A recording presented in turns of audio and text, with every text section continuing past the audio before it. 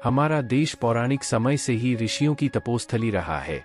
हिंदू धर्म ग्रंथों में कई ऐसे ऋषियों का वर्णन मिलता है जिन्होंने अपने तपोबल से मानव जाति के कल्याण के लिए कई तरह के काम किए।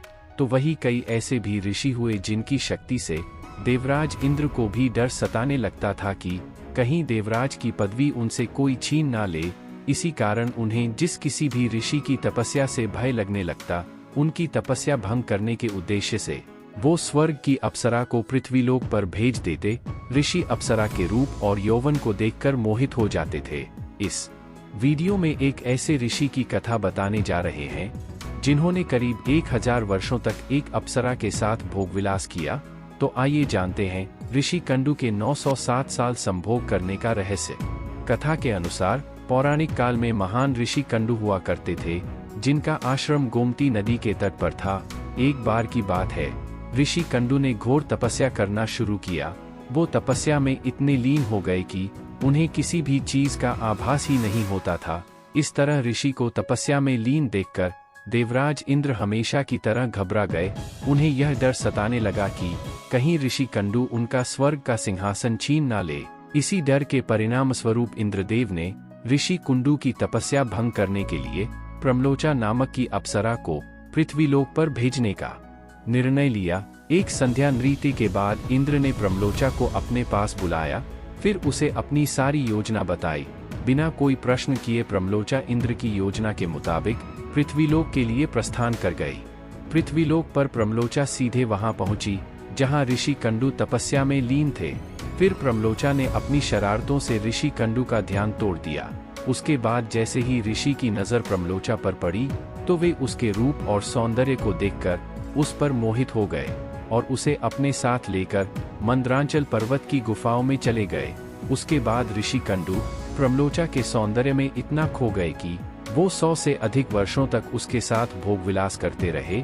100 वर्ष बाद एक दिन अप्सरा प्रमलोचा ने ऋषि कंडू से कहा कि हे ऋषि, अब मैं स्वर्गलोक वापस जाना चाहती हूँ, इसलिए आप मुझे खुशी खुशी विदा कीजिए।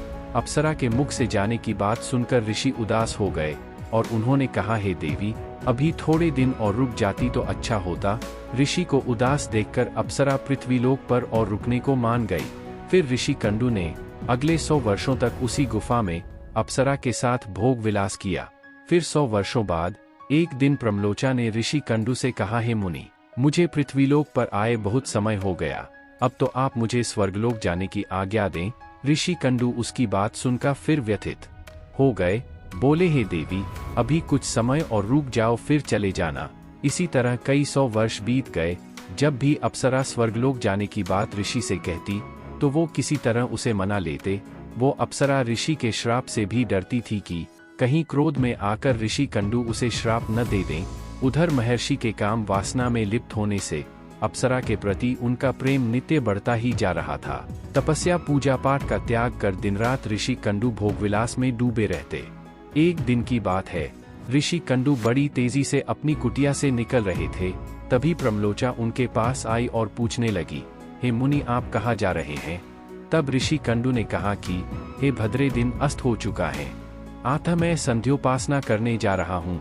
अगर ऐसा नहीं किया तो मेरा धर्म नष्ट हो जाएगा। यह सुनकर प्रमलोचा मुस्कुराई और बोली, हे सब वेदों के ज्ञाता, इतने वर्षों में क्या आज पहली बार सूर्यास्त हुआ है? जो संध्या वंदन नहीं करेंगे तो आपका धर्म नष्ट हो जाएगा। मैं तो आपसे जब से मिली हूँ तब से तो आपने कभी संध्या वंदन नहीं किया है।